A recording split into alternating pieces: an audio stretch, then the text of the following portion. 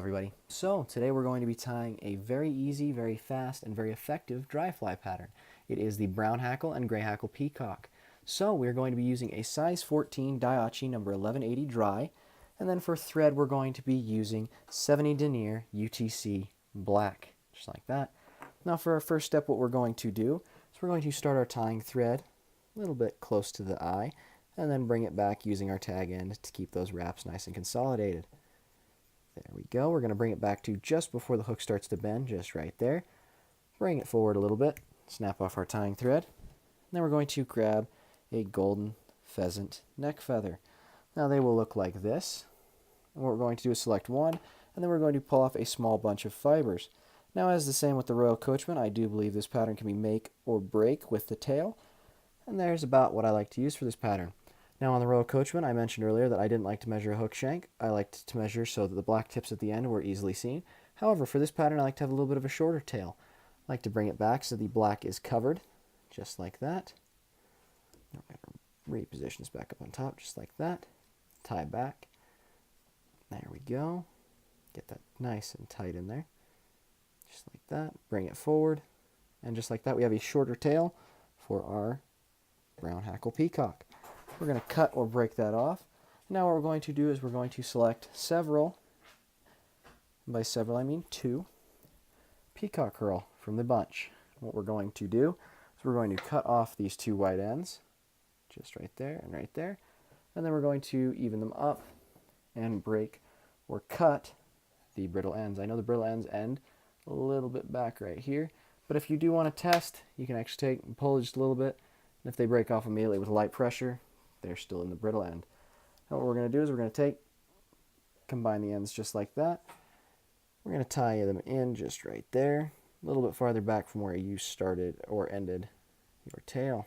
Bring them back to the tail just like that. And then bring it forward to where we started tying. Now we're going to take our fingers and bring them back just like that to fluff it up. I will not be using hackle pliers for this, as it is easier for me to control multiple peacock herls with just one hand. And just like that, we've got good puffy herl, good iridescent looking body. Just like that, we're going to keep bringing it forward, keep bringing it forward, keep bringing it forward. And we're going to bring it to right where our tying thread is. We're going to bring that back, wrap it around like that, bring it up, tie that in. There we go. Nice and tied in. Now we're going to cut our 2 herl just like that, and then we're going to select a size 14 dry hackle just like that. We're going to take and strip away the ends that are not the size we want, and also can be either softer feathers or any other myriad of reasons. Now we're going to cut off that just like that. And for this pattern, I actually do like to take and strip one side like this. I'll grab a hold of the fibers all on one side. I recommend for any pattern you take and you strip just a little bit off right there, but I do like to take 2 extremes, pull them all off, so I get a really good straight up and down hackle. There we go. Now what we're going to do is tie this in right here, get a nice good capture on there, make sure it does lay in right when you do so. Right there, just like that. Go. And now we're going to bend that forward, tie in front of it, and then tie back one more time. Now we're going to pop that. Perfect. And for this portion, I will grab a pair of hackle pliers real quick, just like that. And I do really like this style of hackle plier. These ones I'm actually using right here are rotary style, so you'll grab on and it'll actually move around. So you don't have to worry about putting too much pressure or anything like that. So we got a hold on our hackle. I'm going to bring my bobbin off to the right hand side. I'm going to begin doing wraps. I'm going to get them as close to each other as I possibly can, just like this. There we go.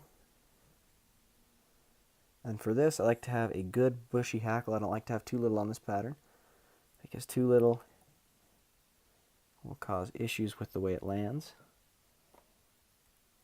but it's mainly aesthetic as well. The issues with landing are not big enough to be a make or break for the amount of hackle you tie on. And as I always say, or as I always think with fly tying, I always think that you should do what feels best for you, because it is a very relaxing thing to do, and it shouldn't be muddied up with rules, regulations, and stipulations to having patterns only work with specific exact measurements. There we go. I believe once you take out the relaxation in fly tying, it is no longer fly tying. It is mass manufacturing of artificial lures. I believe fly tying is a very relaxing sport, very relaxing hobby, something that should be regarded as such. There we go. We've got our hackle nice and captured just like that. We're going to cut that right there. And then we're going to either throw a whip finish or a half hitch. I'm going to throw a whip finish over this, just like that. Get this up. We're going to do it reverse just because it's easier to hook on there, just like that. There we go. Have that nice and secured. And then we're going to cut our tying thread. And to make this pattern less tough and more mighty, we're going to trim those off real quick. What we're going to use is a small dab of UV resin. Just like that. I'm using thin. Thick on these smaller patterns is actually very hard to use, in my personal opinion. We got our little tiny dot. Then we're going to grab our bodkin, our small one for the smaller pattern. And we're going to take our fly, move it over, and just make sure it gets evenly distributed to the top and bottom, keeping that hook eye clear as best as possible. And we managed to do so, which is good.